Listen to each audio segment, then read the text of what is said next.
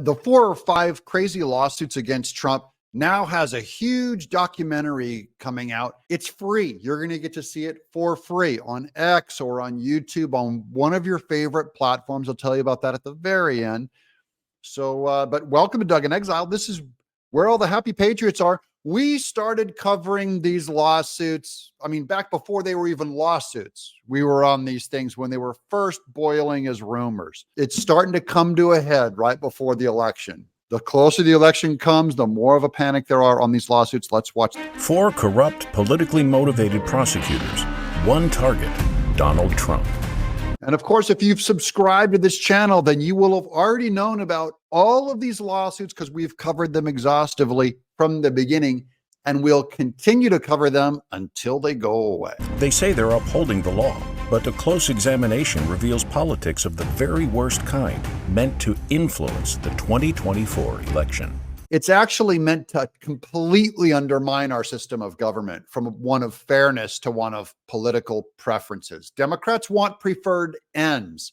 They don't care about fair beginnings, equal opportunity, the beginning of anything. They just want the outcome to be what they want to be true. Now, here's an interesting quote. This one's from, watch this, Jonah Goldberg, never Trumper, Trump hater, coming out and defending him. If his name were John Smith, Alvin Bragg would not be bringing this case. And so I think that's a real political problem. He's saying Alvin Bragg is pure politics.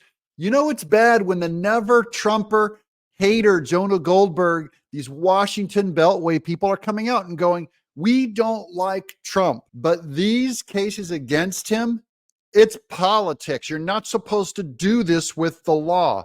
So it's such an overreach that even people who don't like Trump are coming out to defend him. I was just listening to Andrew McCarthy, one of my favorite thinkers on the subject, on a podcast yesterday. He's going like, New York, it's so politicized.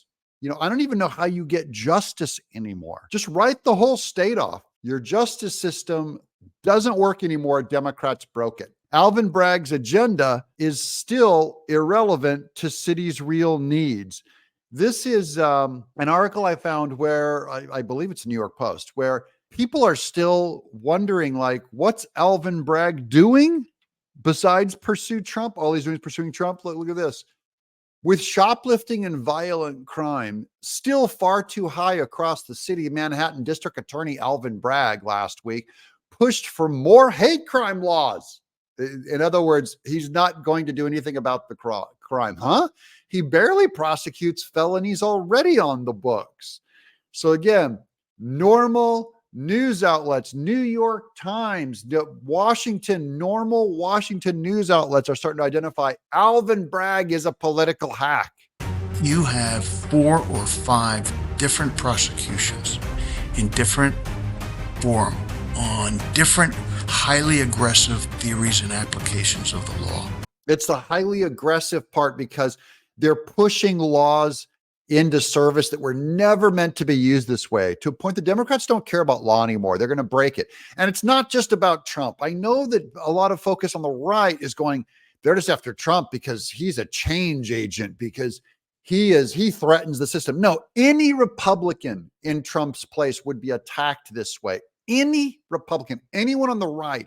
In other words, after they take out Trump, they're coming for you and me. They're not going to finish with Trump and go, okay, we're all done. We got our guy. No, they are coming for you and me. You will not have any more justice in Democrat-run states. That is what they did to Trump in New York. They will confiscate your property, take away your children, keep your children from practicing. This is just the first step in that. This is when it's happening. Here's DC Drano over on Twitter. Trump just posted a 2018 signed letter from Stormy Daniels on Truth Social that destroys the Democrats' hush money witch hunt. She says, quote, I am denying this affair because it never happened. Inconvenient for the fake news narrative. So this is Trump posted the piece of paper that Stormy Daniels signed where she said the affair never happened. By the way, I think she took money on this. Personally, I think the affair happened.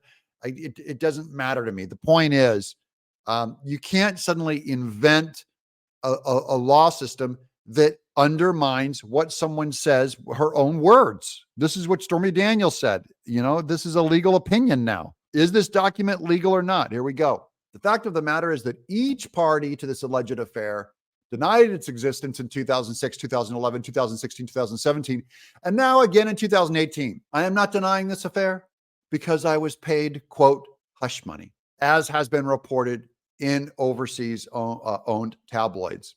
I am denying this affair because it never happened. I will have no further comment on this matter. Please feel free to check me out on Instagram at Stormy Daniels. And Stormy Daniels signed that document.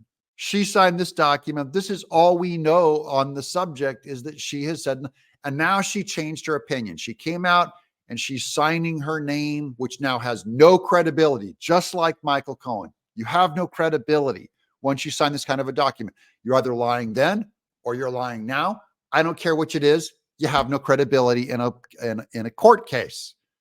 So you can't suddenly say Trump paid me hush money when you signed a deal saying you wouldn't say that. Okay. On the eve of an election of the President of the United States, can there be any doubt that there's a sentiment of this is get Trump? Get Trump.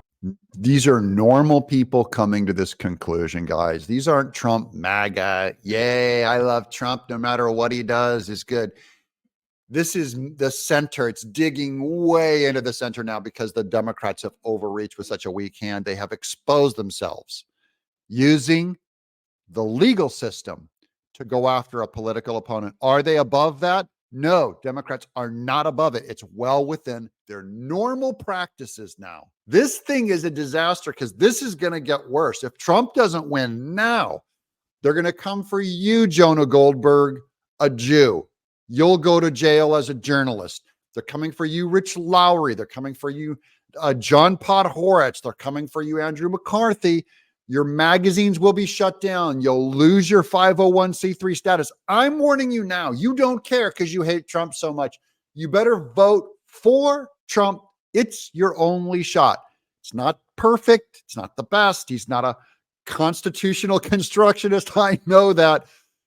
But good luck if he loses. These prosecutions against President Trump, both the criminal prosecution along with the civil fraud prosecution, is blatant election interference. It's Democrat lawfare to take out President Trump. They fear that they can't beat Trump on November 5th, 2024. And so they just want to throw him in prison for the rest of his life. That's Mike Davis with the real good news.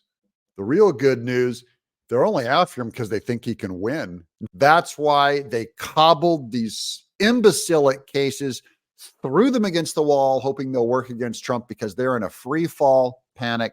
Here's the wrap up on an announcement on the documentary. Revealing the depth of 4 politically motivated prosecutions. Chasing Trump, political prosecutions, justice gone wrong. Oh, yes. And that right here, Mike Davis on Twitter says the documentary will be released at AmericanGreatness.com, as well as X, so that's Twitter, Rumble, and YouTube starting Wednesday. Next Wednesday, it's coming out. So we'll make a little announcement here and you guys can watch that documentary for free. Any fan of this show is going to love that documentary.